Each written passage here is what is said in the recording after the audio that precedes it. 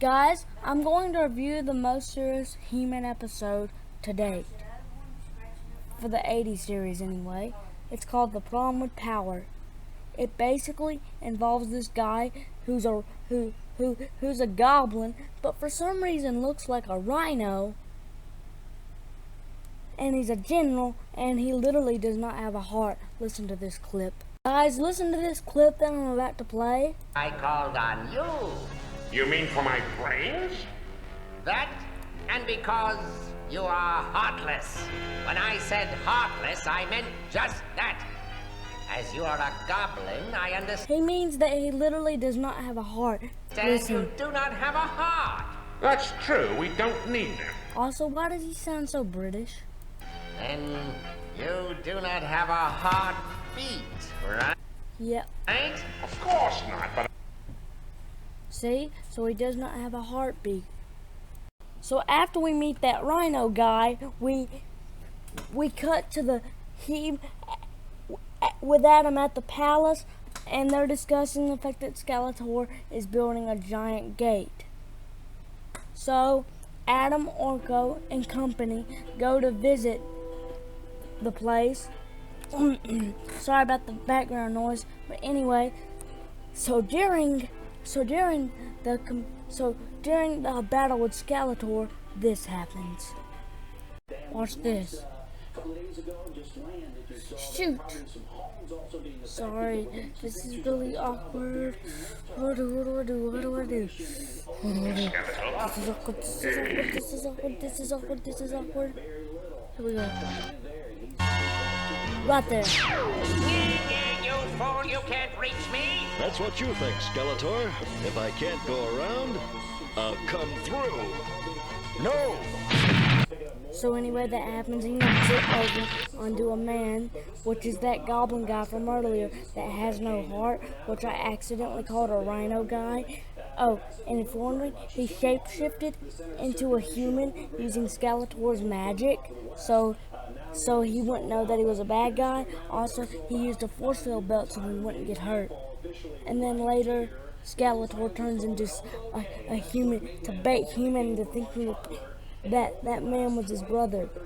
You know, the tricking He-Man into thinking that. Just watch.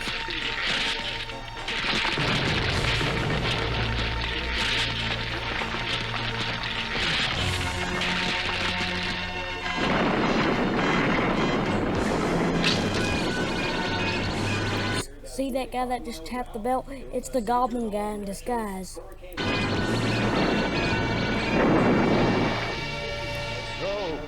No! There was someone under there.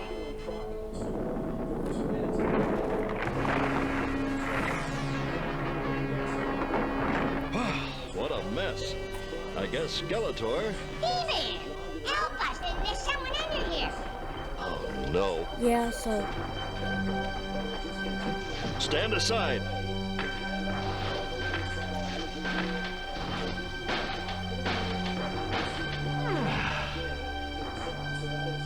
No, what have I done? Remember? So anyway, Skeletor makes his change into his disguise. My plan is working perfectly. Now I must make my change. Yep. Anyway, after Skeletor tricks He-Man, He-Man walks off sad and believes that he broken his promise to never kill anyone. So Orko tries to consult him, but He-Man's too sad to think. Anyway, so Orko decides to go back to the Wind Raider with Men-at-Arms, which are going to go back to report what happened. But during that, he sees Skeletor and the Goblin General shape-shifting back into their normal forms. He finds out that was just a trick, but Skeletor spots him, and then he zaps him. Watch this. It's probably the best animation in the entire series.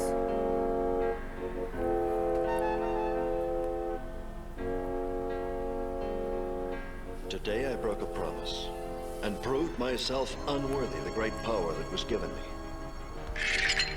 And if I am unworthy, I can no longer permit myself to be He-Man.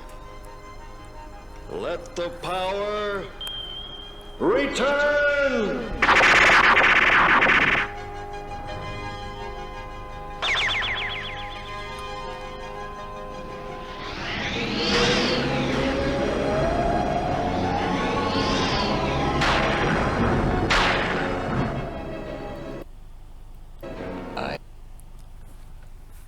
So, yeah, that was probably the best animation bits in the entire. So basically, after Orko gets captured, we cut back to the palace, and we find out that Skeletor's true plan is to bring the Goblin army through an interdimensional gate, the thing that He-Man destroyed earlier in the episode. Okay. Don't forget about your dog. I'm talking to my. I'm sorry about that.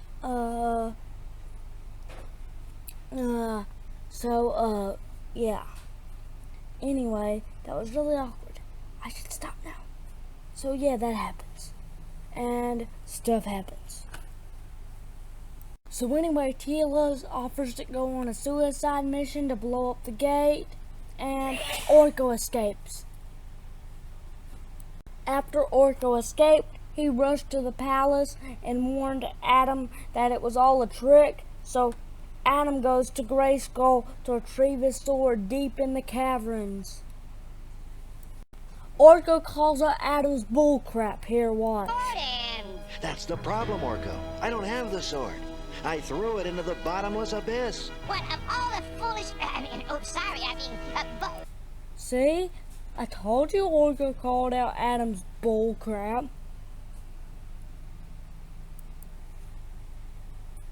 After going in the caverns, Adam gets a sword, escapes from the giant spider web that you see on screen, turns into He-Man,